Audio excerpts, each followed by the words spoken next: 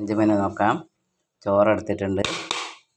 പിന്നെ ഉള്ളത് ബീൻസ് തോരനാണ്. ഇത് കൂടുതലുള്ളത് കൊണ്ട് ഇതിൻ്റെ അകത്തേക്ക് ഇടുന്നില്ല. ഇനിയുള്ളത് വെണ്ട തക്കാളി മല്ലി കറിയാണ്. മല്ലി തേങ്ങയൊക്കെ അരച്ച് വെച്ചതാണ്. വളരെ ടേസ്റ്റി ആയിട്ടുള്ള കറിയാണ്. ഇനി ഒരു തക്കാളി വറ്റിച്ചതും കൂടി എടുത്തിട്ടുണ്ട്. തേങ്ങയും മുളകൊക്കെ അരച്ച് വറ്റിച്ചതാണ്. വളരെ ടേസ്റ്റി ആയിട്ടുള്ളൊരു കറിയാണ്. പെട്ടെന്ന് നമുക്ക് തയ്യാറാക്കി എടുക്കാൻ പറ്റുന്ന കറിയാണ്. ഇനി ഒരു പപ്പടവും കൂടി എടുത്തിട്ടുണ്ട്. പിന്നെ നാരങ്ങ അച്ചാർ എടുത്തിട്ടുണ്ട്. ഇത് വാങ്ങിച്ചതാണ്. ഇത്രയാണ് ഇന്നത്തെ ലഞ്ചിന്. ചോറ്, ബീൻസ് മെഴുക്ക് പുരട്ടി, പിന്നെ തക്കാളി വറ്റിച്ചത്, പപ്പടം, മസാലക്കറി, തേങ്ങക്കറി, തക്കാളി, വെണ്ട, വഴുതനയൊക്കെ ഇട്ട് വെച്ചതാണ്. ഇത്രയാണ് ഇന്നത്തെ എൻ്റെ ലഞ്ചിനുള്ളത്.